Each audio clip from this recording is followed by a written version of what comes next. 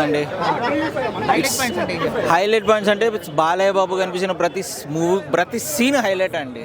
నిజం చెప్పాలి అని అంటే ఇది బాలయ్య బాబు గారు చేయాల్సిన సినిమానే. బాలయ్య బాబు గారే చేయగలుగుతారు ఈ మూవీని, వేరే ఎవరికి సాధ్యం కాదు, ఇది సుసాధ్యం.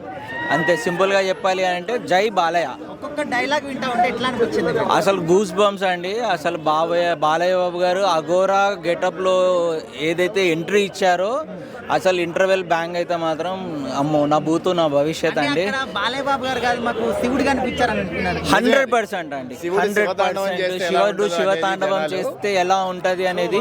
లేట్ అయిపోయింది, ఇప్పుడు మూవీ రిలీజ్ అయింది, చూసారు, మరి ఎలా అనిపించింది? ఇప్పుడు ఆ 1 వీక్ డిలేని కూడా మర్చిపోయామండి యాక్చువల్ గా. నిజంగా చెప్పాలంటే సీరియస్ గా థ్యాంక్స్ టు బోయపాటి గారు. అంటే 25th చెప్పారు థియేటర్ లో స్పీకర్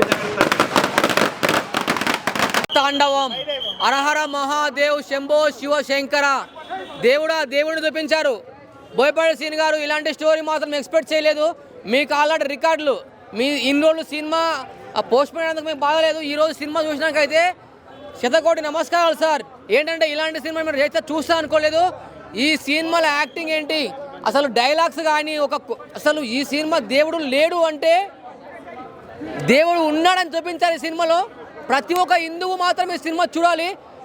ఈ సినిమా చూసిన వాళ్ళు మాత్రం ప్రతి సోమవారం మాత్రం దేవుణ్ణి పూజిస్తారు, శివుణ్ణి. ప్రతి శివరాత్రి నాడు మాత్రం ఒక పొద్దు ఖచ్చితంగా ఉంటారు ఈ సినిమా చూస్తే. ఒక శివుడు అనేవాడు ఎలా ఉన్నాడు, ఒక హిమాలయాలు అంటే ఏంటి, ఒక దేశం, ఒక పాకిస్తాన్ దేశంని పోపించారు ఈ సినిమాలో. మన దేశం అంటే ఏంటి, దేశం గురించి, మన దేశాన్ని ఎదిరించే దేశం ఏది రాదు. పూనకాలు ఒక్కొక్కరు థియేటర్లో సిగాలు ఊగారు సినిమా చూస్తే. సినిమా మాత్రం ఒక గూస్ బంప్స్, ఒక అల్చల్. ఒక బాలేదన్న వాళ్ళకైతే నేను ఏం చెప్పలేను. వాళ్ళు కరెక్ట్ సినిమా చూస్తే మాత్రం బాలేదని ఎవరు చెప్పరు. ఒక చరిత్ర రికార్డులు కొడుతుంది, ప్రపంచ రికార్డులు. ఆల్రెడీ ఈ ఫస్ట్ డే కలెక్షన్ మాత్రం 200 కోట్లు 300 కోట్లు పక్కా వచ్చేస్తుంది. మీరు నవ్వినా నవ్వకపోయినా ఈ సినిమా మాత్రం సూపర్ డూపర్ హిట్. ఒక మిరాకిల్, గూస్ బంప్స్, చరిత్ర.